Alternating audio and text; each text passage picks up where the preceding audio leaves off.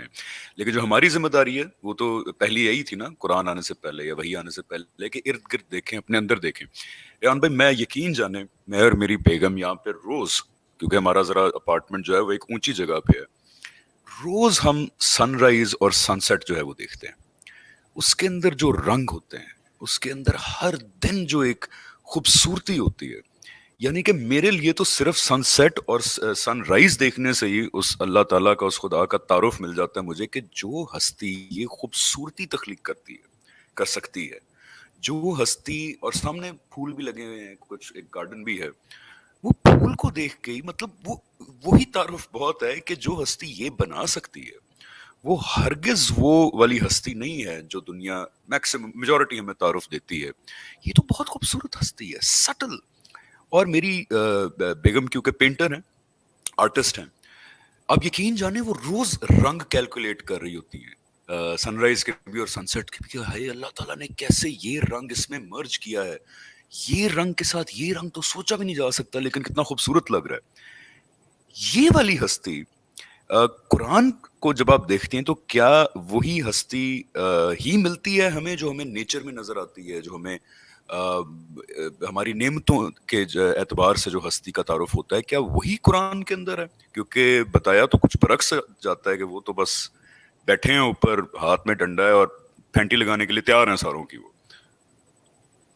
وہ پھیٹی لگانے کا فیصلہ کر لیں تو وہ یہ کہتے ہیں تم ڈیزرو نہیں کرتے جینا یہاں پہ. 2 دفعہ قرآن میں بات اللہ تعالیٰ نے کہی ہے کہ اگر وہ لوگوں کو پکڑنے کا فیصلہ کر لیں، یعنی میرٹ کے اوپر، تو ایک جاندار کو بھی جیتا نہیں چھوڑیں وہ، یعنی ہم میں سے کوئی بھی نہیں بچے گا. اللہ تعالیٰ کی عظمت اتنی زیادہ ہے، اس کی طاقت اتنی زیادہ ہے، اس کی جو عظمت کا حق ادا کرنا ہے وہ اتنا غیر معمولی کام ہے. اور جس درجے کی ہم اس سے غفلت کرتے ہیں، جو سرکشی، جو گناہ، جو نافرمانی، جو معصیت ہم سے ہوتی ہے، ہم ایگزسٹ کرنا ڈیزرو نہیں کرتے، ہمارا حق نہیں ہے، یعنی ہمیں اگلے لمحے میں فنا ہو جانا چاہیے، لیکن اللہ تعالیٰ یہ کام نہیں کر رہے. تو یہ بات سمجھ لیجئے کہ ایک طرف تو اس کی رحمت ہے، اس کی عنایت ہے، لیکن ساتھ ساتھ وہ بہت بلند بھی ہے. یعنی قرآن مجید نے اس کا اپنا جب تعارف کرایا اللہ تعالیٰ نے، تو جو کئی مقامات ہیں، لیکن ایک مقام ایسا ہے جہاں پر اللہ تعالیٰ نے اپنی بیشتر صفات کو، یا جو مین اہم صفات ہیں، ان کو بیان کر دیا ہے، اور وہ سورہ حشر کا آخری مقام ہے. وہاں چونکہ یہ زیر بحث آیا ہے کہ جو اللہ کو بھول جاتے ہیں، اللہ تعالیٰ پھر ان کو ان کی حقیقت بھلا دیتے ہیں. تو پھر وہ بتایا ہے کہ اللہ کون ہو، وہ اللہ الذی لا الہ الا هو عالم الغیب والشہادۃ هو الرحمن الرحیم. یعنی اس کا پہلا تعارف اللہ تعالیٰ یہ کرتے ہیں کہ وہ بلند ہستی وہ ہے جس کے سوا کوئی معبود نہیں، جس کے سوا کوئی الہ نہیں. الہ دیکھیں کس ہستی کو کہتے ہیں، وہ ہستی جس کے متعلق آپ کو یقین ہے کہ آپ کو وہ سب کچھ دے گا، لیکن کس طرح دے گا یہ آپ کی عقل سے ماورا ہوتا ہے. تو آپ حیران رہ جاتے ہیں اس کی بے پناہ طاقت سے، اس کی بے پناہ قدرت سے، اس کے بے پناہ علم سے. تو یہ اللہ تعالیٰ کا پہلا تعارف کرایا گیا ہے کہ وہ ہے اللہ تعالیٰ جو الہ ہے، جو اللہ ہے کہ اس کے سوا کوئی معبود نہیں، وہ رحمان و رحیم ہے. اور اس کے متعلق میں پچھلی دفعہ عرض کر چکا ہوں کہ رحمان وہ ہستی ہے کہ جس کی رحمت جوش میں آئے ہوئے سمندر کی طرح ہوتی ہے، اور جس کی جو رحمانیت کا مطلب یہ ہے کہ جوش میں ہی نہیں آئی ہوئی، بلکہ اس کو تسلسل بھی ہے، دوام بھی ہے. وہ ایک دفعہ نہیں دینے والا، بلکہ دیتا رہتا ہے، مستقل دیتا رہتا ہے. اور پھر یہ ہے کہ وہ ہر چیز کا علم رکھتا ہے، ہر چیز اس کی نالج میں رہتی ہے. اور یہ بڑی اہم بات ہے. اس کی وجہ یہ ہے کہ انسانوں میں جتنی بھی بے خوفی پیدا ہوتی ہے، وہ اسی خیال سے پیدا ہوتی ہے کہ اللہ تعالیٰ کو تو کچھ پتہ نہیں. اچھا، جتنی مایوسی پیدا ہوتی ہے وہ بھی یہاں سے پتہ ہوتی ہے کہ اللہ تعالیٰ کو پتہ نہیں علم ہے یا نہیں ہے. تو وہ یہ بتاتے ہیں کہ عالم الغیب والشہادہ، کہ وہ جو ظاہر ہے تمہارے لیے وہ بھی، اور جو تمہارے لیے غیب میں سب کا جاننے والا ہے. پھر جو اگلی بات وہ اپنے حوالے سے کہتے ہیں، هو اللہ الذی لا الہ الا هو الملک القدوس. اب یہ اللہ تعالیٰ سمجھ لیجئے کہ اپنا جب تعارف آگے بڑھا رہے ہیں تو اس میں انہوں نے پہلی بات ہی بیان کی ہے کہ وہ الملک ہے، اور ساتھ میں کہا گیا ہے کہ وہ قدوس ہیں. یہ دونوں چیزیں بڑی اہم ہیں، اس کو سمجھ لیجئے. یعنی اللہ تعالیٰ کے تصور کے متعلق ایک توازن ہے جو ہمیشہ باقی رہنا چاہیے. یعنی اس توازن میں ایک طرف تو خدا کی عظمت کا احساس، یعنی خدا کی عظمت کا احساس آپ کے اوپر اتنا ہو جائے کہ آپ اس کی رحمت کو بھول جائیں، اور دوسری طرف آپ کے اوپر اس کی رحمت کا احساس اتنا غالب آ جائے کہ آپ اس کی عظمت کو بھول جائیں. یہ دونوں چیزیں نہیں ہونی چاہیے. تو الملک القدوس دونوں چیزوں کو کور کرتا ہے. یعنی ایک طرف تو وہ بادشاہ ہے، मलिक का मतलब ये है कि सब उसकी रियाया हैं, सब उसके मातहत हैं, सब उसकी मिल्कियत हैं, वो सब का मालिक है, हर चीज़ उसके हाथ में। और वो जाहिर बात है कि जिस कायनात में हम जीते हैं उस कायनात का भी मालिक है, उसका भी बादशाह है। तो जो रब इस पूरी कायनात का बादशाह, यानी हमारे यहाँ क्या होता है कि एक शख्स अगर प्राइम मिनिस्टर है तो आप कभी प्राइम मिनिस्टर से मिलने जाएं तो उसका एक बहरहाल रोब होता है, उसका एक असर होता है। आप अगर किसी मुल्क के बादशाह से मिलने जाएं, प्रेसिडेंट से मिलने जाएं, तो एक शख्सियत के ऊपर एक असर पड़ता है, उसका रोब पड़ता है। हालांकि वो बेचारा कुछ भी नहीं होता, यानी वो कुछ भी नहीं होता, उसको तो अवाम मुंतखब करते हैं, अवाम माजूल कर देते हैं। ये चले फ़र्ज़ कर लें कोई बादशाह भी है तो उसको तो एक गोली मारी जाए तो बेचारा मर जाएगा, उसकी हुकूमत तो दूसरों की मोहताज होती है। अल्लाह ताला की बादशाही तो वो है कि जिसमें वो किसी का मोहताज ही नहीं है, उसके पास इतनी ताकत है कि जिसकी कोई हद ही नहीं है, इतनी कुदरत है कि जिसकी कोई हद नहीं है। तो उसकी बादशाही कोई छोटी बादशाही नहीं है। कायनात जिस खुदा का तारुफ करा रही है उसकी बादशाही बेपनाह अजीम है, लेकिन वो साथ में अल कुद्दूस भी है। कुद्दूस होने का मतलब क्या है? एक ऐसी हस्ती कि जो सब कुछ करने की ताकत रखती है, जो हर चीज़ पर कुदरत रखती है, लेकिन जब भी कुछ करती है तो उससे बरकतों का ज़हूर होता है, उससे खैर का ज़हूर होता है। तो ये दोनों चीज़ों को अल्लाह ताला ने मिला के बता दिया कि वो अल मलिक भी है, वो कायनात का बादशाह भी है, लेकिन जब वो कुछ करता है तो असल में बरकतों का ज़हूर होता है, फैज़ान जारी होता है, बख्शिश जारी होती है, अता होती है जो किसी को मिल रही होती है। देखिए ये अता कैसी है, इसको भी मैं अब ज़रा समझाऊँ कि अल्लाह ताला, जैसे कि मैंने शुरू में अर्ज़ किया था, हुवल अव्वल वल आखिर, वही अव्वल है वही आखिर है, यानी वो हमेशा से हमेशा से रहेगा, हमेशा रहेगा। उसे किसी की ज़रूरत नहीं थी कि वो पैदा करे किसी को, लेकिन उसने मखलूक़ात पर ये एहसान किया कि उन्हें वजूद बख्शा। देखिए वजूद कैसी बड़ी नेमत है, इसका अगर अंदाज़ा करना हो तो मौत का ज़रा तसव्वुर कीजिए। हम में से कौन शख्स मरना चाहेगा? हालांकि हमें मालूम है कि मौत फ़ना का नाम नहीं है, यानी एक आर्ज़ी वक्फ़ा फिर ज़िंदा हो जाएंगे, लेकिन हम में से कोई भी मरना नहीं चाहता। यानी मौत अगर आ जाए तो हम घबरा जाते हैं, हमारे किसी अजीज़ को भी आ जाए तो इससे ज़्यादा बुरी चीज़ हमारी ज़िंदगी में कोई नहीं। इसका मतलब ये है कि हम वजूद को, हम ज़िंदगी को कितना अजीज़ रखते हैं। ये ज़िंदगी से हमारी मोहब्बत का इजहार है। ये ज़िंदगी किसने दी है? ये वजूद किसने दी है? वजूद अल्लाह के सिवा किसी का हक नहीं है। वही अल हय्युल क़य्यूम है, वही है जो असल में ज़िंदा है, वही है जो अपनी ज़ात में ज़िंदा है और अपनी ज़ात के अंदर ही बाकी रहता है। उसे किसी के सहारे की ज़रूरत नहीं है, वो अपनी ज़ात में काफ़ी है, लेकिन वो दूसरों को ज़िंदगी देता है, जो खुद भी ज़िंदा है और दूसरों को ज़िंदगी देता है, जो अपने सहारे पर खुद कायम है और दूसरों को भी थामे हुए हैं, उन्हें भी सहारा दे रहा है। तो उसने मुझे और आपको वजूद की नेमत दी है, ये सारी मखलूक़ात को उसने दी है। उसके बाद जो उसने अगला हम पे एहसान किया है, हम इंसानों पर, वो तो ऐसा एहसान है कि यकीन करें कि अगर उसका शऊर हो जाए तो पूरी ज़िंदगी हम सजदे से सर ना उठाएं। यानी उसने ये फ़ैसला किया कि ये जो पूरी कायनात मैंने बनाई है, ये जो 7 आसमान उसने, कुरान मजीद में आता है कि उसने बनाए हैं, उनमें उन जैसी ज़मीनें भी हैं, तो ये सारी कायनात बनाकर उसने इनाम के तौर पर एक मखलूक को देने का फ़ैसला किया, और उसके लिए मेरा और आपका इंतखाब किया गया है। हमें ये अपॉर्चुनिटी दी गई है। हमारे पास एक ऐसी अजीम अपॉर्चुनिटी है कि हमें ना सिर्फ वजूद मिला है, बल्कि अगर हमने गैब में रहते हुए खुदा से सही ताल्लुक, यानी बंदगी का ताल्लुक, मोहब्बत का ताल्लुक कायम कर लिया, तो इनाम के तौर पे अल्लाह ताला इस पूरी कायनात का हमें बादशाह बनाने जा रहे हैं। कुरान मजीद असल में इसी मंसूबे का बयान है, और इसलिए कुरान मजीद के बारे में अल्लाह ताला ने जो तबसरा किया है वो ये किया है कि वफ़ी ज़ालिका फल्यफ़रहू, ये वो चीज़ है जिस पे तुम खुशियाँ मनाओ, हुवा खैरुम मिम्मा यजमऊन, ये जो तुम दुनिया जमा कर रहे हो ना उससे बहुत बेहतर है कुरान। क्यों बेहतर है? इसलिए कि कुरान ख़जाने का नक्शा है, ये बादशाही को हासिल करने का, उसको पाने का ज़रिया है। कुरान मजीद से अगर आपने खुदा की बंदगी का तरीका पा लिया तो याद रखिए ये बंदे बहुत जल्द कायनात के बादशाह बनाए जाने वाले हैं। और वो पूरी कायनात, कुरान मजीद जगह जगह ये बात बयान करते हैं कि लोगों उस कायनात, उस जन्नत की तरफ दौड़ो जिसकी वसअत आसमानों और ज़मीन के बराबर है। तो ये बादशाही है जो मेरे और आपके लिए तैयार की जा रही है। ये कायनात जिस तरह इस वक्त हमें नज़र आ रही है, ये आने वाली बादशाही का एक मलबा है, और अनकरीब इसको आसमानों ज़मीन को अल्लाह ताला बदल कर कुछ से कुछ कर देंगे। तो ये क्या है? ये जो मंसूबा है खुदा की बरकतों का ज़हूर है, उसके कुद्दूस होने का ज़हूर है कि वो बादशाह है, लेकिन उसने अता का ऐसा दर खोला है कि मखलूक़ात को एक तरफ वो ज़िंदगी दे रहा है, उन्हें वजूद दे रहा है, और दूसरी तरफ मुझे और आपको वो इतनी बड़ी बादशाही दे रहा है कि जिसकी कोई हद नहीं। और देखिए हम कौन लोग हैं, पहले इसको भी समझ लेना चाहिए कि मैं और आप एक छोटा सा घर बनाने के लिए 500 गज का घर बहुत बड़ा हम समझते हैं, 1000 गज का तो हमारे सामने ख्वाबों की ताबीर होती है। ये घर हम जो है बनाने के लिए क्या करते हैं, जिंदगी लगा देते हैं, हलाल और हराम सबसे बेनियाज हो जाते हैं। और जब ये घर बन जाता है तो हम लोगों को बुला के दिखाते हैं कि देखो भाई ये मेरी इतनी बड़ी अचीवमेंट है, मेरा बंगला है, मेरी कोठी है। और बहुत बड़ा किसी के पास कुछ होता है तो कुछ एकड़ का कोई फार्म हाउस होता है, कोई बादशाह है तो चलिए उसके पास हर शहर के अंदर महल्लात हैं, एकड़ों के ऊपर फैले हुए महल्लात हैं, इससे ज्यादा कुछ नहीं होता इंसानों के पास। ये आखिरी चीज है जो बादशाही वो देने वाले हैं।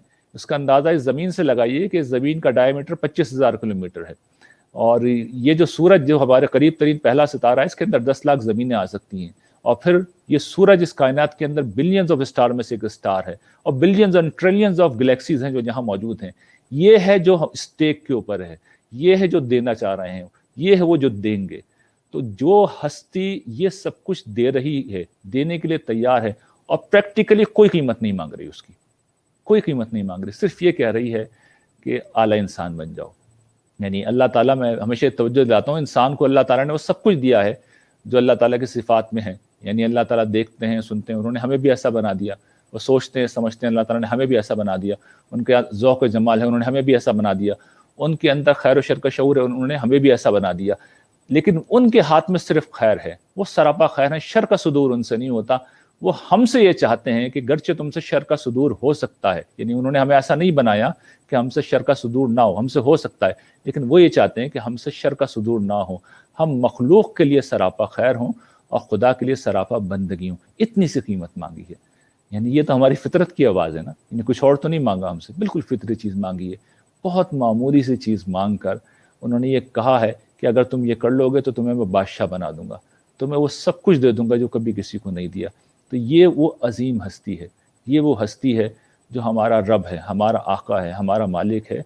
तो आप उस हस्ती के बारे में सोचिए। एक तरफ तो मैंने उसका तारुफ कराया था कि किस कायनात में उसने हमें रखा है, और ये भी मैं तवज्जो दिला दूं कि ये जो दूसरी बात कही गई है, बहुत से लोग कहते हैं, पिछले दिनों आप मुझसे वो बात फरमा रहे थे एक ज़ाती गुफ्तगू में कि वो आप अपने दोस्त को जब ज़िंदगी शुरू होगी पढ़ने के लिए दी, वो एथियस्ट थे, और उन्होंने कहा कि ये इतनी सच्ची बात है, यानी इतनी दिल लगी बात है, इतनी अच्छी लगती है ये बात कि मैं इसके लिए जान दे सकता हूँ, लेकिन ये सच्ची नहीं है।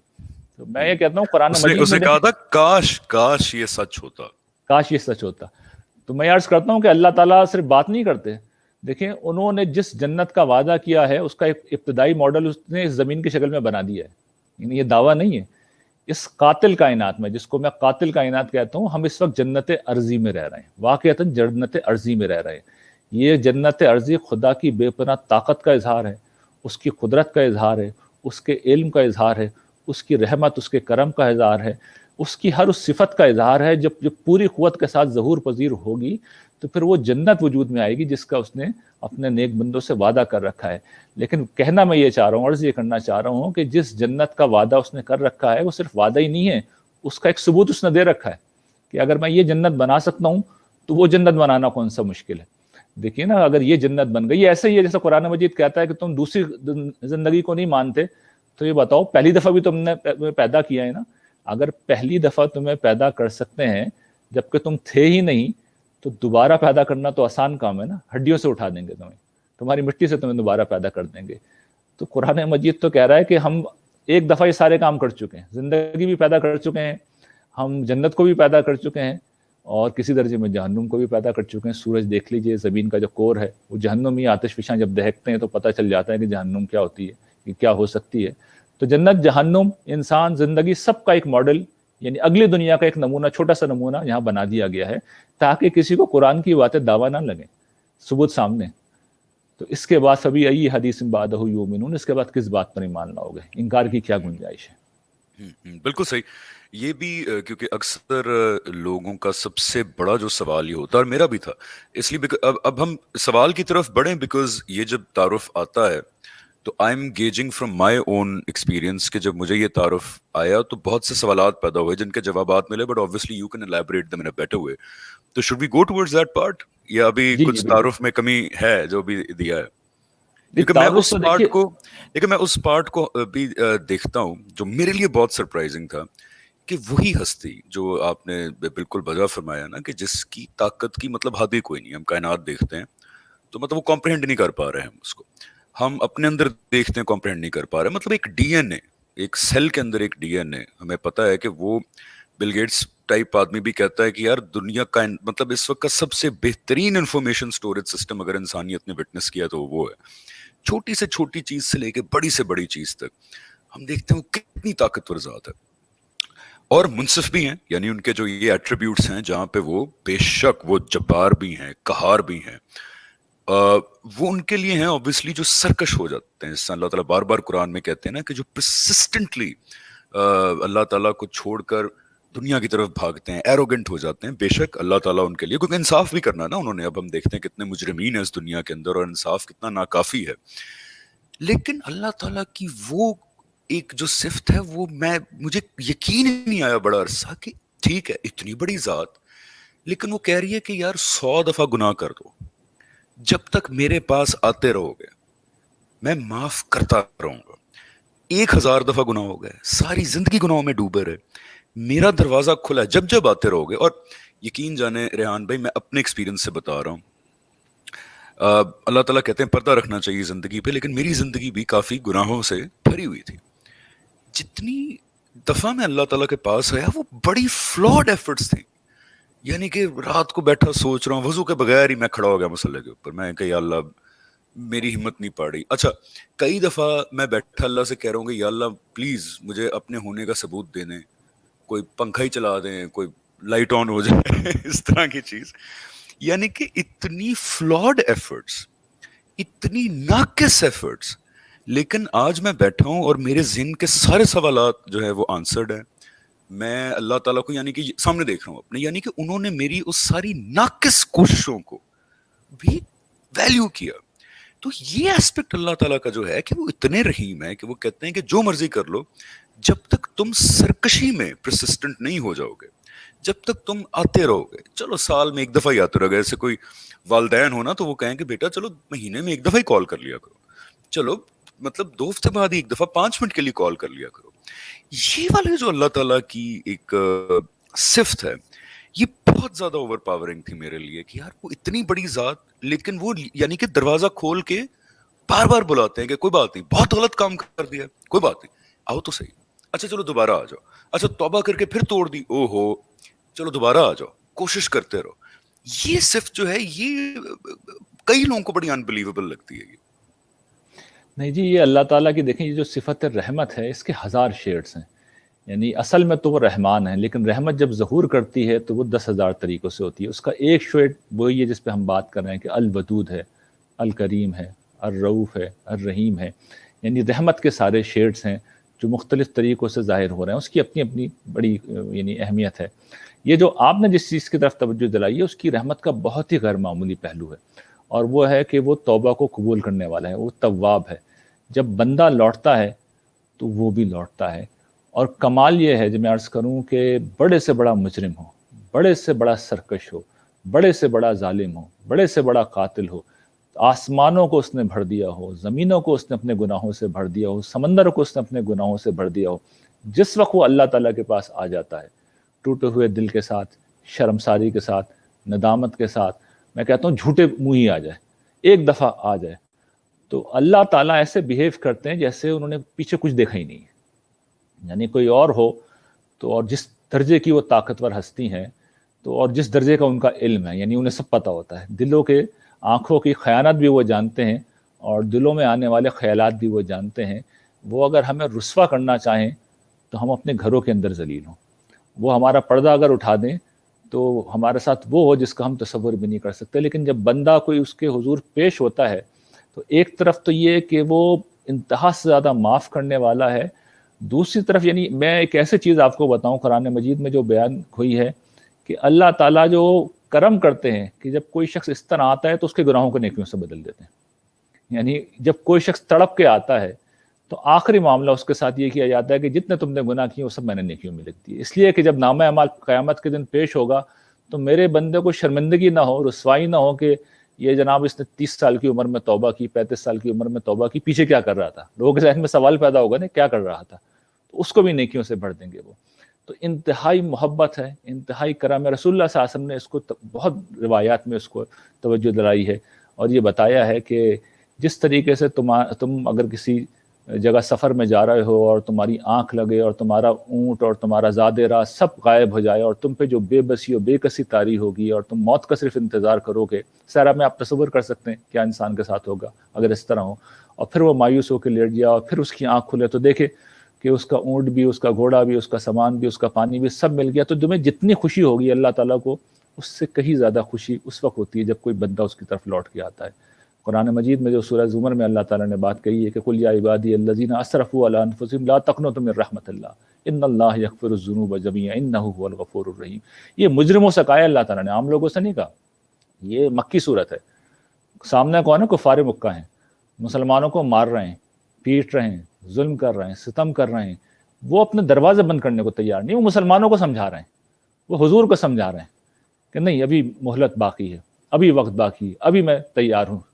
तो फिर वो दावत दे रहे हैं, यानी एक तरफ हुजूर को और मुसलमानों को और दूसरी तरफ उनकी तरफ मुतवज्जो होके वो कह रहे हैं कि अल्लाह की रहमत से मायूस मत हो, अनीबू लौट आओ, रुजू करो, वापस आ जाओ।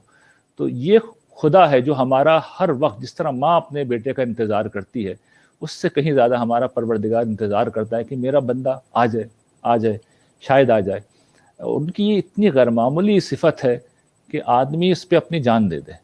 यानी अल्लाह ताला, अच्छा फिर ये बात नहीं है कि आप आके इंसान फिर बेवफाई करता है।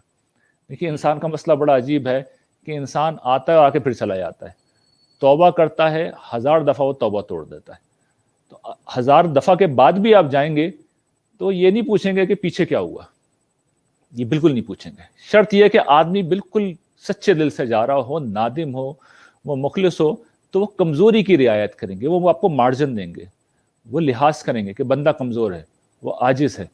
तो वो इतने पर्दापोश हैं, इतने सत्तार हैं, इतने करीम हैं, इतने तौबा कबूल करने वाले हैं। ये जो तौबा है इसका मतलब यही है कि अल्लाह ताला मुतवज्जो होते हैं। हज़रत दाऊद की जो ज़ुबूर में गैर मामूली मनाजात हैं और जो उसके बारे में कुरान मजीद ने कहा है कि परिंदे आ जाते थे और पहाड़ उनके साथ अल्लाह ताला की हम्द करते थे, तो उसमें एक जगह वो कहते हैं अल्लाह ताला से मुखातिब होकर लौट आ मेरे मालिक लौट आ। तो वो जो मोहब्बत का उसलूब है कि जब बंदा तड़प के पुकारता है, तो आप देखिए फिर उन्होंने हज़रत दाऊद अलैहिस्सलाम के साथ क्या मामला किया है कि उनको एक मॉडल बना दिया हम्द का, अपनी मेहरबानी का एक मॉडल बना दिया, दुनिया में भी बादशाह बनाया उन्हें।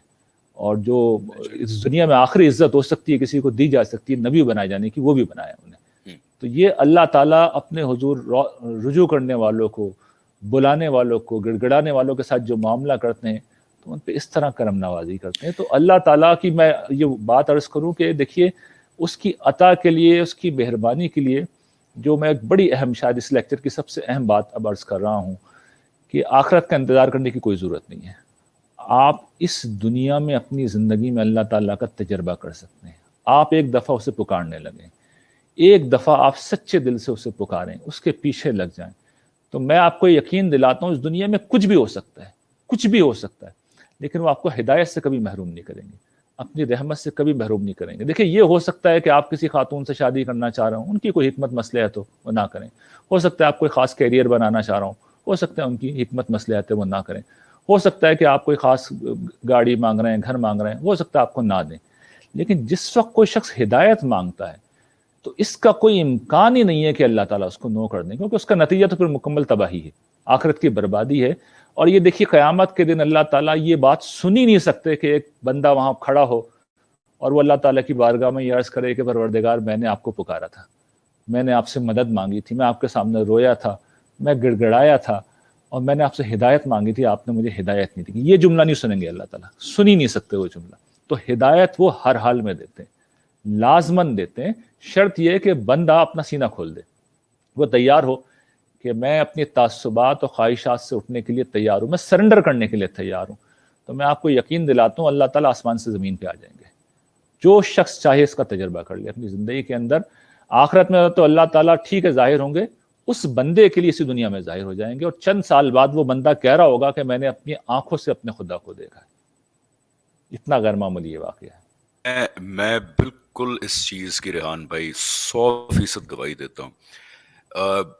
लिटरली यही मैं मतलब ऐसे मैंने अल्लाह ताला को अपनी ज़िंदगी में मदाखलत करते हुए देखा। आप यकीन जाने एक टाइम पे बेबस हो जाता है इंसान, کیونکہ آپ صحیح کہہ رہے ہیں کہ انسان کمزور ہے، کئی قسم کے تعصبات بچپن سے، چاہے مسلمان گھر ہوں یا نان مسلم گھر ہوں، ہم سب کچھ تعصبات کے ساتھ بڑے ہوتے ہیں، جوان ہوتے ہیں، کچھ نیشنلزم کے تعصبات، مذہبی تعصبات، مسلکی، کچھ بہت زیادہ ہوتے ہیں۔ آپ یقین جانیں جب ایک ٹائم آتا ہے آپ سمجھتے ہیں کہ میں بے بس ہو چکا ہوں، مجھے نہیں پتا کہ یہ زندگی کیوں ہے، موت کے بعد کچھ ہے یا نہیں ہے، اللہ تعالیٰ ہیں نہیں ہیں تو کس طرح کے ہیں۔ ایک وقت آتا ہے جب آپ اگر پرسسٹنٹلی یہ سوالات پوچھتے رہیں تو آپ بریک ڈاؤن کر جاتے ہیں، آپ کا دماغ اس قابل نہیں ہے کہ وہ ان سوالات کا جواب حاصل کر سکے۔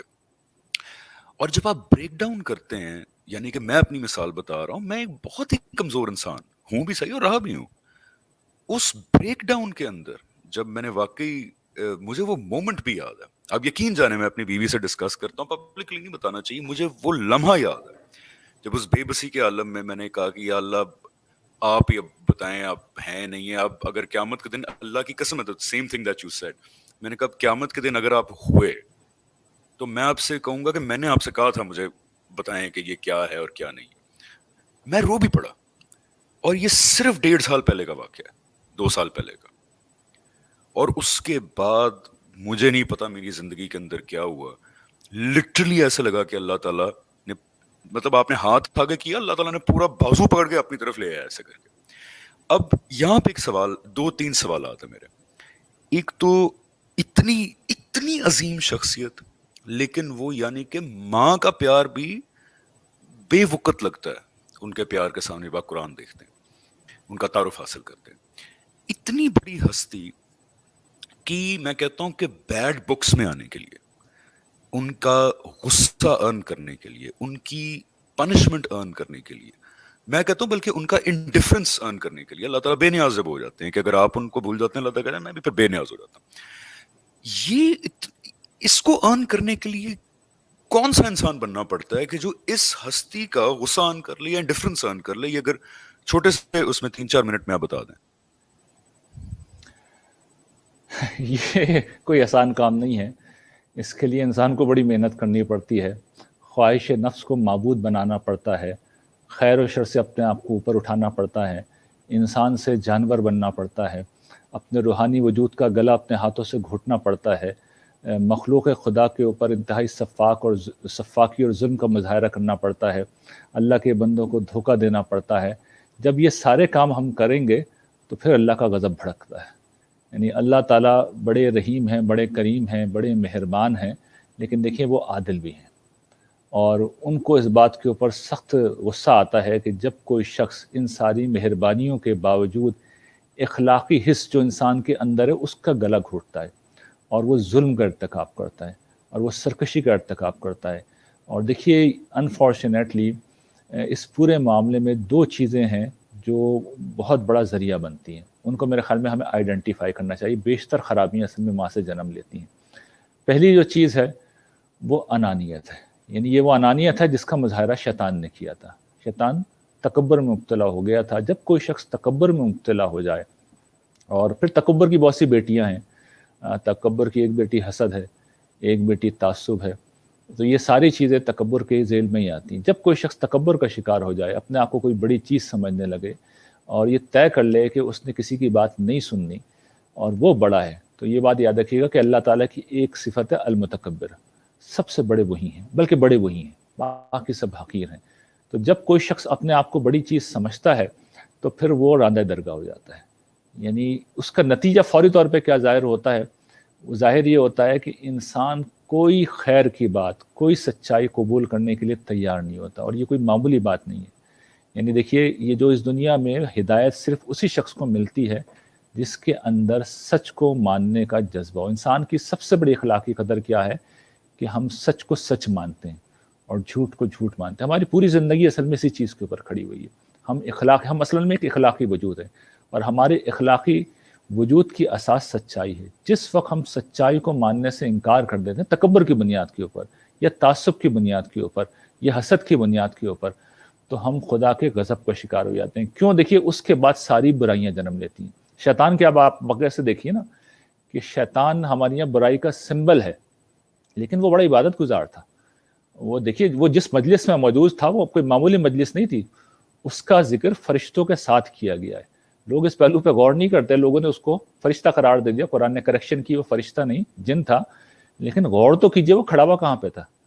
وہ اللہ تعالیٰ سے مکالمہ کر رہا تھا، یعنی اللہ تعالیٰ کی بارگاہ میں موجود تھا. یہ کوئی معمولی عزت ہے، یہ کوئی معمولی اعزاز ہے. اس کا مطلب ہے کون تھا وہ؟ انتہائی نیک تھا، انتہائی نیک جن تھا، انتہائی عارف جن تھا، انتہائی عبادت گزار جن تھا. اس کی پہنچ بہت آگے تک تھی، لیکن اس نے اپنے آپ کو بڑا سمجھا. جب بڑا سمجھا اور اس نے سچائی کا انکار کیا تو یہ ساری خیر ختم ہو گئی. اور مقام یہاں تک آ گیا، معاملہ یہاں تک آ گیا کہ اس نے اللہ تعالیٰ پہ ایک بہتان لگایا کہ فبیما اغویتنی، جس طرح تو نے مجھے گمراہ کیا ہے. یعنی اللہ تعالیٰ کے ساتھ اس درجے کی گستاخی کا وہ ارتکاب کر بیٹھا. اور اس کی بدقسمتی پہ ایسے مہر لگی کہ جیسے کہ میں نے عرض کیا کہ وہ جانتا تھا کہ اللہ تعالیٰ مغضوب الغضب نہیں ہے، میں ابھی بھی مانگ سکتا ہوں. تو اس نے معافی مانگنے کے بجائے مہلت مانگ لی اللہ تعالیٰ سے، اور جواب میں اس کے اوپر لعنت ہو گئی. تو یہ تکبر پہلی چیز ہے جو آدمی کو مرواتا ہے، انانیت. اور پھر تعصب اسی کے ذیل میں، حسد اسی کے ذیل میں، اپنی بڑائی کا احساس اسی کے ذیل میں، دوسروں کو حقیر سمجھنا اسی کے ذیل میں، اپنے آپ کو حق پر سمجھنا، یہ سب اسی کے ذیل میں آتا ہے. دوسری چیز کیا ہے کہ انسان خواہش کو اپنا معبود بنا لے. اور اس کا ایک داعیہ کا اظہار وہ تھا جو حضرت آدم کے معاملے میں ہوا کہ وہ خدا کے حکم کے پہ قائم نہ رہ سکے، اور جو میاں بیوی تھے وہ اور اس حکم کی پاسداری وہ نہ کر سکے. تو جس وقت انسان خواہش کا اسیر ہوتا ہے اور خواہش کو اپنا معبود بنا لیتا ہے تو اس کے بعد بھی ساری برائیوں کے دروازے کھل جاتے ہیں. تو برائیاں اگر آپ سمرائز کریں تو اصل میں دو ہی ہیں کہ انسان یا تو اہم ہو جائے اپنی نظر میں، وہ حق کا معیار ہو جائے، وہ بڑا ہو جائے، یہاں سے خدا کے غضب کے اوپر بات جاتی ہے. بس آج کتنی چھوٹی چیز کیوں نہ، آخر میں اسی پہ حضور نے جو بات کہی نا، رائی کے دانے کے برابر بھی اگر تکبر ہے تو حضور نے بڑے کمال طریقے سے اس کو کھول دیا. یہ اتنی خوفناک چیز ہے کہ رائی کے دانے کے برابر بھی ہوگا تو جنت میں نہیں جا سکتے، اس لیے کہ اس کا رائی کا دانہ بھی جو ہے آپ کی ساری نیکیوں کو ختم کر دے گا. اور خواہش، جس شخص نے خواہش کو اپنا معبود بنا لیا، یعنی خواہش فیصلہ کرنے لگی کہ کیا صحیح ہے کیا غلط ہے، تو پھر ساری برائیاں اس کے اندر آ جائیں گی. اس سے نیچے جو کچھ بھی ہوتا ہے اللہ تعالیٰ، بندہ پہلے معافی مانگنے کے لیے تیار ہوتا ہے اور اللہ تعالیٰ معاف کرنے کے لیے تیار ہوتے ہیں. یہ دو لوگ نہ معافی مانگتے ہیں نہ انہیں معافی ملتی ہے، باقی ہر شخص کے لیے دروازے کھلے رہتے ہیں. ویری ویری ویل سمرائزڈ کہ تکبر اور خواہش کو اپنا معبود بنا لینا، یعنی کہ خواہشات کے ہی تحت زندگی بسر کرنا. بالکل.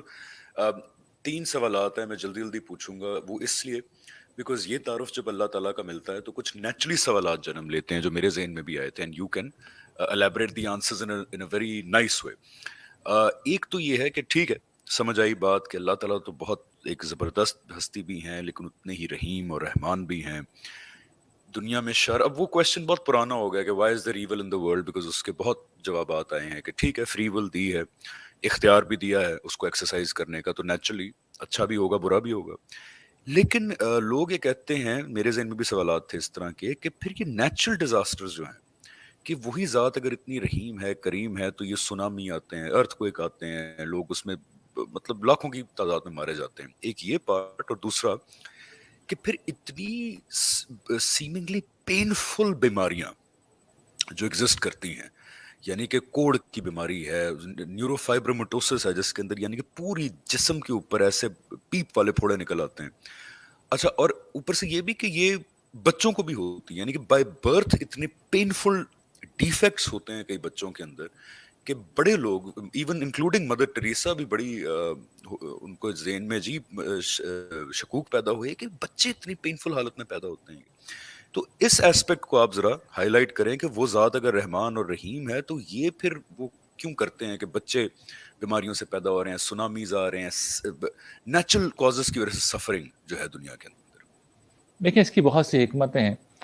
جو بنیادی حکمت ہے وہ میں شروع میں بھی اس کی طرف توجہ دلا چکا ہوں کہ امتحان کا جو بنیادی اصول ہے وہ یہ کہ اللہ تعالیٰ نے غیب کا ایک پردہ حائل کیا ہے، اور وہ اس غیب کے پردے کے اندر رہتے ہیں، اور دنیا کو انہوں نے اسباب کے سہارے چلانا ہے، یہی کر رہے ہیں وہ.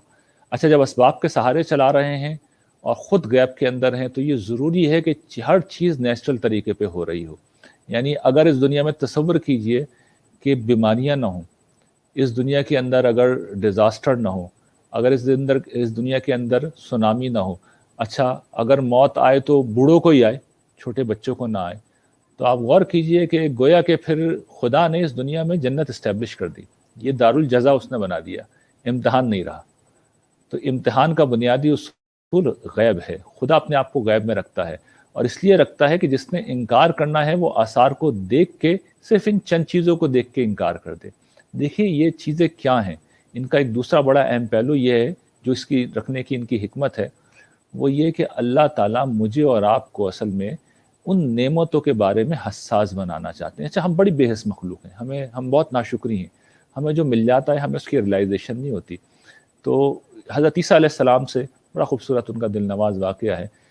किसी ने पूछा ये कि उस्ताद ये फरमाइए कि अल्लाह ताला ने अंधों को क्यों पैदा किया है? तो उन्होंने जवाब दिया, ताकि आँखों वाले देख सकें। तो ये जो दुनिया के अंदर बीमारियां हैं, ये जो महरूमियां हैं, ये जो तकलीफ़ें हैं, ये जो सनामी है, ये जो ज़लज़ले हैं, इनकी हिकमत ये है कि जब ये चीज़ें आती हैं तो मैं और आप और मेजॉरिटी दुनिया की महफूज रहती है।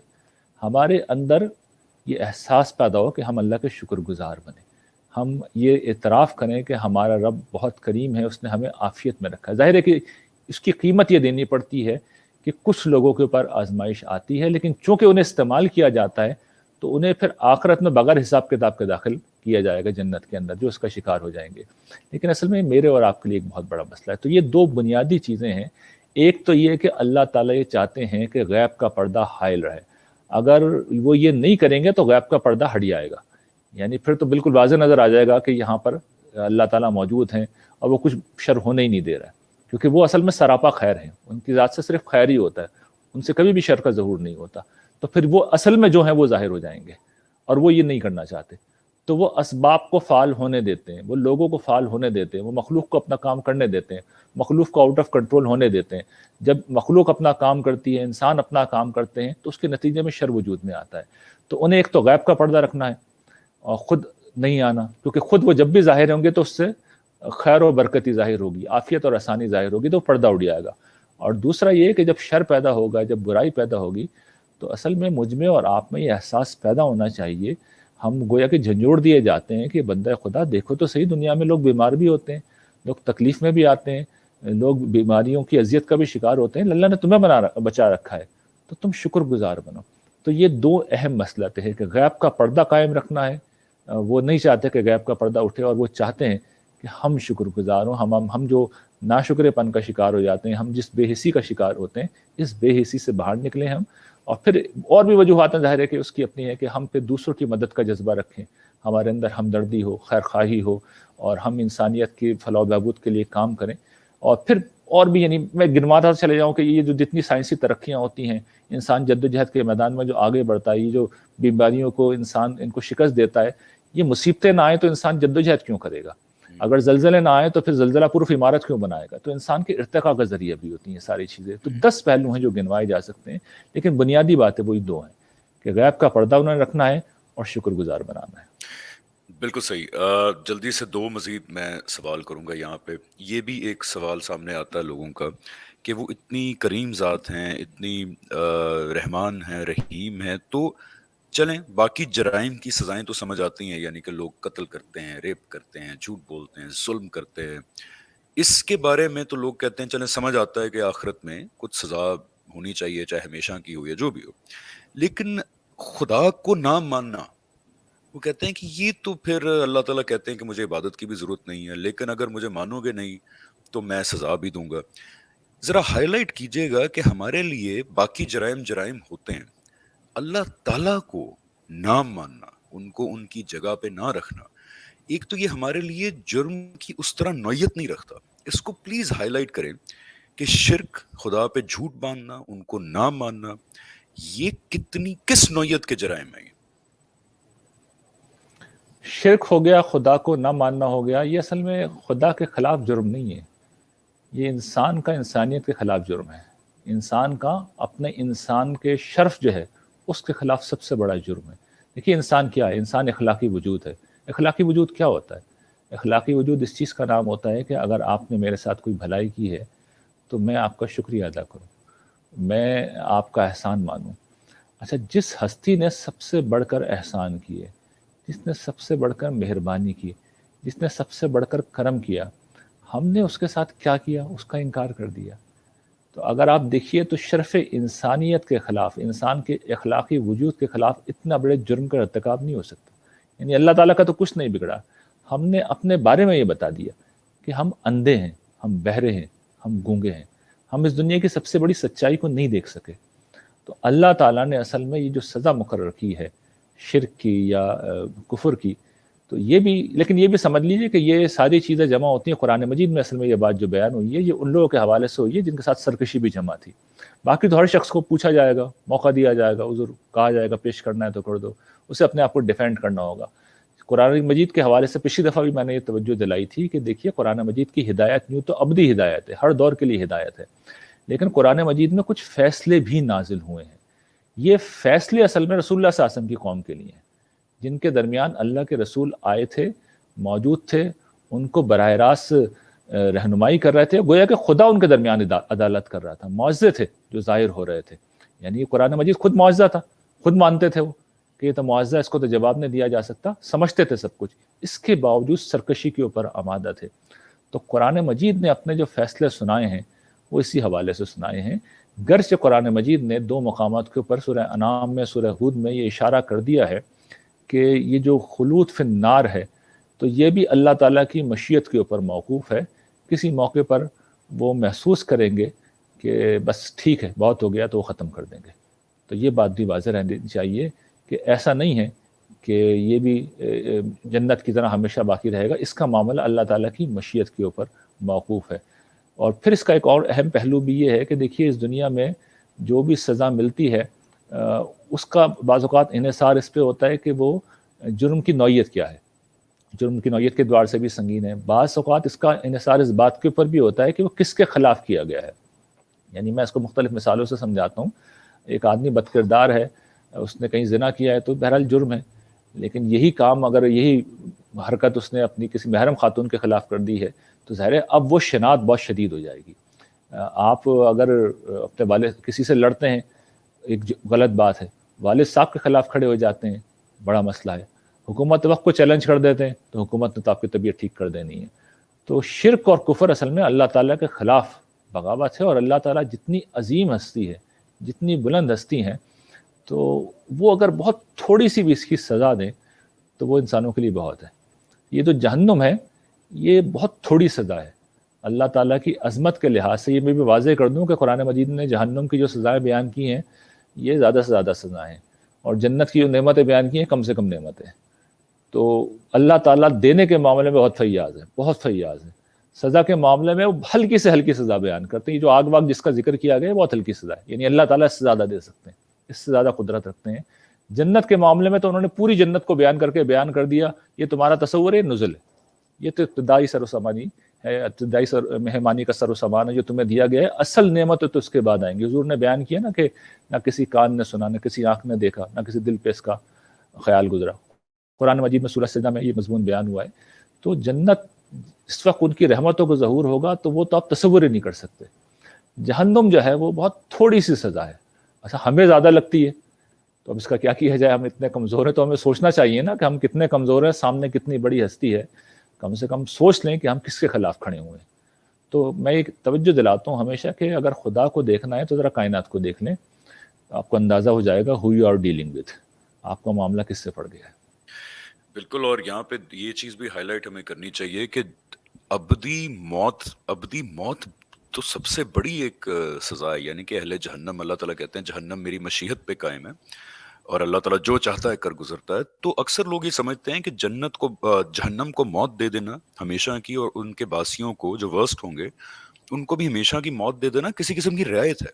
یعنی کہ ہم تصور نہیں کر سکتے کہ میں آج ایگزسٹ کرتا ہوں اور میں اب ہمیشہ کے لیے ایگزسٹ نہیں کروں گا، انکانشس، یعنی کہ کائنات 13 ارب سال سے ہے، میں تو نہیں تھا، مجھے پتہ ہی نہیں تھا، میں تو پچھلے کچھ سالوں میں پیدا ہوں۔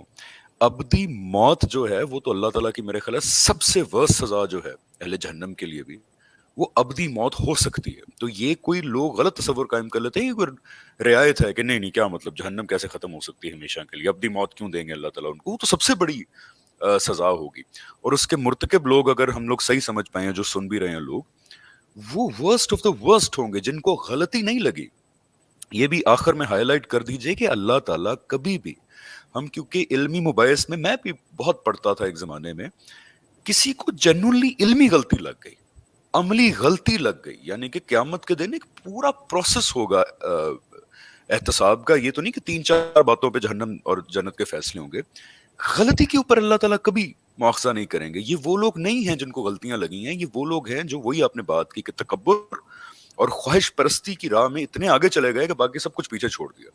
غلطی پہ اللہ تعالیٰ سزا نہیں دیں گے. اور آخر میں ہمارے پاس 5 منٹ اور ہیں, بتائیے گا کہ جو لوگ سن رہے ہیں وہ اس ہستی کو کیسے اپروچ کریں, کیونکہ اکثر یہ چیز سامنے آتی کہ لوگ کہتے ہیں کہ ہم جاننا چاہتے ہیں کہ حق کیا ہے لیکن سمجھ نہیں آتا, بیکاز آج کل انفارمیشن کا دور ہے.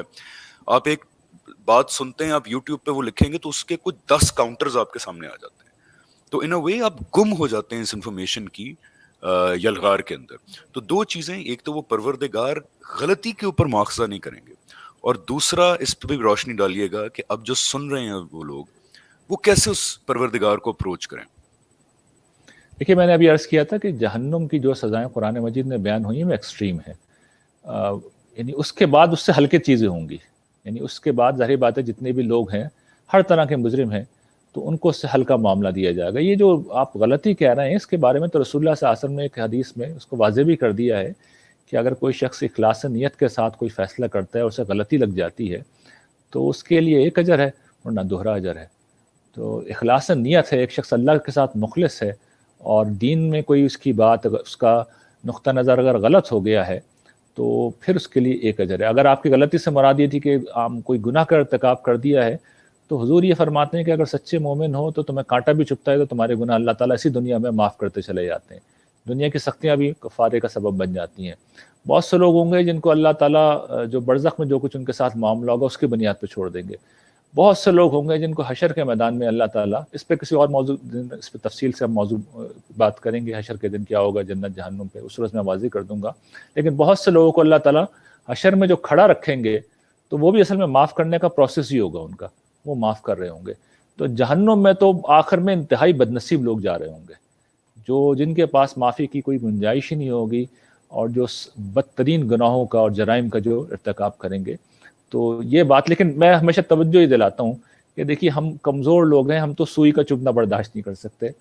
تو یہ جو اس طرح کی باتیں سن کے اپنے آپ کو کوئی بہت زیادہ مارجن نہیں دینا چاہیے. ہم سوئی کا چبھنا برداشت نہیں کر سکتے. میں توجہ دلاتا ہوں کبھی چولہے کے پاس جا کے کھڑے ہوں اور اپنے ہاتھ کو جو ہے ذرا آگ کے اوپر لہرائیں, کتنی دیر تک آپ برداشت کر سکتے ہیں؟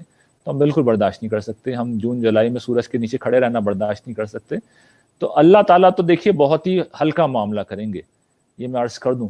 مسئلہ ہے کہ ہم وہ ہلکے معاملات بھی برداشت نہیں کر سکتے, یعنی ہم وہ ہلکے معاملات بھی برداشت نہیں کر سکتے. یہ آپ کے پہلے سوال کا جواب ہے. جو دوسری بات آپ نے ارشاد فرمائی, یہ میں نے جیسا کہ عرض کیا تھا, یہ جس وقت کوئی بندہ سراپت طلب بن جاتا ہے سچائی کے لیے, حق کے لیے, تو پھر یہ اللہ تعالیٰ کی غیرت کا مسئلہ ہوتا ہے. شرط یہ ہوتی ہے, دیکھیے بندہ, ہم لوگ کرتے کیا ہیں, ہم اپنا سینہ نہیں کھولتے, ہم اپنی خواہشات اور اپنے تعصبات سے اوپر اٹھنے کے لیے تیار نہیں ہوتے. آپ یہ 2 کام کر دیجئے, یہ فیصلہ کر لیجئے کہ پروردگار میرے لیے اصل مسئلہ تو ہے, اصل میرے لیے اہمیت تیری ذات کی ہے, میرے فرقہ میرے لیے اہم نہیں ہے, میرے نظریات, میرے خیالات میرے لیے اہم نہیں ہے, میرا عالم میرے لیے اہم نہیں ہے, میرا گروہ میرے لیے اہم نہیں ہے, تو اہم ہے, تو مجھے سچائی دکھا دے. میں آپ کو یقین دلاتا ہوں کہ آپ کے لیے اسباب پیدا ہوتے چلے جائیں گے. آپ نے فرمایا کہ انٹرنیٹ پہ آپ ایک چیز ڈالیں گے 10,000 چیزیں آ جائیں گی, تو اللہ تعالیٰ آپ کو پن پوائنٹ کر کے صحیح چیز تک لے جائیں گے. اور دوسری بات میں یہ عرض کروں گا کہ دیکھیے ہم جس طرح عمل کے امتحان میں ہیں, اس کو سمجھنا چاہیے ہم فکر کے امتحان میں بھی ہیں. تو سچائی اگر 2 دن میں نہیں مل رہی, ایک انٹرنیٹ پہ آپ نے سرچ ڈالی اور اس اگلے لمحے میں نہیں مل رہی, تو بھیا تھوڑی سی محنت کر لیں, کچھ عرصے تک محنت کر لیں, آپ 1 2 سال لے لیں. 2 4 5 ہی نقطہ ہائے نظر اس امت میں موجود ہیں, اور پوری دنیا کے اندر بھی 5 6 7 مذاہب بھی موجود ہیں. ان سب کی تحقیق کرنے میں جب میں نے اپنی زندگی میں اس پروسیس سے میں گزرا تھا تو ہارڈلی 2 2.5 سال لگے تھے مجھے. 2 2.5 سال میں پہنچ گیا تھا. یعنی اس پورے پروسیس سے گزرتے ہوئے, ایک چیز کو پڑھتے ہوئے, سارے مذاہب عالم کو دیکھا, سارے فرقوں کو دیکھا, سارے نظریات کو دیکھا. ہارڈلی 2 سے 2.5 سال کے اندر میں قرآن مجید پہ آگے فل اسٹاپ کر دیا تھا. اس سے زیادہ وقت کسی صاحب مطالعہ آدمی کو اس سے زیادہ وقت نہیں لگے گا. بہت ہوا تو اتنا وقت لگا, اور میں بہت چھوٹا تھا اس ایج کے اندر, یعنی کہ اتنی سمجھ نہیں تھی, لیکن پھر بھی پہنچ گیا تھا. تو آدمی اگر سنجیدگی کے ساتھ کوشش کرے تو وہ حق کو پا لیتا ہے. اور آخری بات یہ کہ اگر فرض کر لیں نہیں بھی پا سکا, اگر وہ سنسیئر تھا, اس حال میں اسے موت آ گئی, تو اللہ تعالیٰ اسے حق کا سچا طلبگار اسی طور پہ اٹھائیں گے, اسی یہ طور حق پہ کے اٹھائیں گے. طلبگار بڑی تھے. بڑی اچھی بات کی اینڈ پہ یہی میں ریکویسٹ کرنا چاہوں گا, جہاں جہاں تک میری اور ریحان بھائی کی آواز پہنچ رہی ہے, کہ دیکھیں موت آنی ہے, بڑے کم عرصے بعد آنی ہے. اس سوال کو اللہ تعالیٰ کو, ہونے یا نہ ہونے کو, موت کے بعد زندگی ہونے یا نہ ہونے کو, تھوڑا سا اپنی زندگی کا مسئلہ بنا لیں, تھوڑا عرصہ مسئلہ بنا لیں, اس سوال کو اہمیت دیں, اس پہ وقت لگائیں. بیکاز دیکھیں موت تو آنی ہے نا, چاہے آپ ملحد بھی ہوں یا آپ نہ بھی مانیں, یہ تو فیکٹ ہے نا کہ موت آ رہی ہے اور بڑی تیزی سے آ رہی ہے. تو اس سوال کو تھوڑی سی زندگی کی مصروفیات سے ٹائم نکالیں, روز کی بنیاد پہ. دیکھیں جیسے آپ جم جاتے ہیں 2 گھنٹے, تو آپ یہ بھی سمجھیں کہ میری علم کی جم ہے, کہ آپ بیٹھیں اور اس سوال کو اہمیت دیں, اس کو زندگی کا, اور تھوڑا آگے بڑھ کے اگر مقصد ہی بنا لیں تو کیا ہی بات ہے, پھر تو آپ مطلب اس بادشاہی کے لیے کوالیفائی کر سکتے ہیں. تو give time to these questions, because death is coming, death is a full stop, وہ ساروں کے لیے ہے. اور دوسرا, میں ہمیشہ یہ سوچتا تھا کہ اللہ تعالیٰ کیوں ساروں کو ہدایت نہیں دیتے اس طرح. دیکھیں اللہ تعالیٰ بڑے غیرت مند ہیں اپنی ہدایت کے معاملے میں. یہ وہی بات ہوگی نا, جیسے آپ نے کہا تھا, میرے خیال ہے کہ اگر مجھے پیاس لگی ہی نہیں تو میرے سامنے آپ بہترین ٹھنڈا پانی کا گلاس رکھ دیں گے, میرے لیے اس کی اہمیت نہیں ہوگی. تو اگر آپ طلبگار ہی نہیں ہیں اس اٹرنل لائف کے, اگر آپ طلبگار ہی نہیں ہیں ہدایت کے, یا پرسسٹنس نہیں ہے اس طلب کے اندر, تو اللہ تعالیٰ بھی پھر بہت غیرت مند ہیں, کیونکہ ریوارڈ بہت بڑا ہے. ابدی زندگی, ابدی بادشاہی, بہت بڑا ریوارڈ ہے. آخر میں 2-3 الفاظ کہیے گا, پھر میں آپ کو اللہ حافظ کرتا ہوں اگلے ہفتے تک, کہ اللہ تعالیٰ بہت غیرت مند ہے. وہ کہتے ہیں کہ میری ہدایت اتنی سستی نہیں ہے کہ آپ کو چاہیے ہی نہیں, آپ نے اس کو زندگی کا پارٹ ٹائم ایک مشغلہ سمجھ کے کیا, لیکن پھر بھی آپ کو ہدایت مل جائے. تو ایسا نہیں ہے معاملہ, ریحان بھائی. قرآن مجید بادشاہ کا فرمان ہے, یہ فقیر کی صدا نہیں ہے. بالکل آسمان و زمین کے مالک کا یہ کلام ہے. یہ عزت اللہ تعالیٰ نے کسی مخلوق کو نہیں دی, اس طرح اسے مخاطب کریں. ہم اگر اتنی زحمت کرنے کے لیے بھی تیار نہیں ہیں کہ ہمارا آقا ہم سے مخاطب ہوا ہے, ہم سننے کے لیے بھی تیار نہیں ہیں, تو یہ خدا کی غیرت بہت بڑی ہے. پھر آپ کو ہدایت نہیں ملے گی, پھر نہیں ملے گی. بے شک, بے شک. اور قرآن میں بار بار آتا ہے کہ بہت کم لوگ ہوں گے جو قیامت کے دن میرٹ کے اوپر شاید ریوارڈ لیں. باقی اللہ کی رحمت بڑی وسیع ہے, ہو سکتا ہے بہت سارے لوگ چلے جائیں, لیکن یہ قرآن خود کہتا ہے کہ کم لوگ ہی ہیں جو شکر گزار ہوتے ہیں. تو آئیے ہم اس کم لوگوں کی تعداد میں کوشش کریں شامل ہوں, کہ جو اللہ تعالیٰ کا جب سامنا ہو تو ہم کوئی اچھے حالات میں پائے جائیں. ریحان بھائی بہت شکریہ, آج کا سیشن بہت زبردست تھا. آئی ہائیلی ریکمینڈ کہ لوگ اس کو پلیز سنیں بار بار, کیونکہ اللہ تعالیٰ کا جو سب سے ایکوریٹ تعارف ہے تمام تعصبات سے پاک, وہ قرآن سے ہی ملتا ہے, اور اس کو دیانتداری کے ساتھ پڑھنے سے ملتا ہے. دیانتداری از ویری امپورٹنٹ. ریحان بھائی نیکسٹ ویک انشاءاللہ لیٹس ٹاک اباؤٹ روز قیامت, اس کے کیا ڈائنامکس ہوں گے. جن لوگوں نے جب زندگی شروع ہوگی پڑھی ہے وہ اس سے پہلے ہی تعارف رکھتے ہیں, لیکن ایک فیکچول ہم بات کریں گے گھنٹے سوا گھنٹے کی, کہ قیامت کے دن کے کیا ڈائنامکس ہوں گے اور اس کی کس طرح ہم مزید تیاری کر سکتے ہیں اس پروردگار کے سامنے حاضری کی. So thank you so much Rehan بھائی, اٹس آلویز اے پلیزر, بہت اینڈ شکریہ جی, لوکنگ بہت فارورڈ عنایت. لوکنگ انشاءاللہ فارورڈ ٹو نیکسٹ ویک انشاءاللہ. اوکے ریحان بھائی, اللہ انشاءاللہ. حافظ. Thank you very much. اللہ حافظ.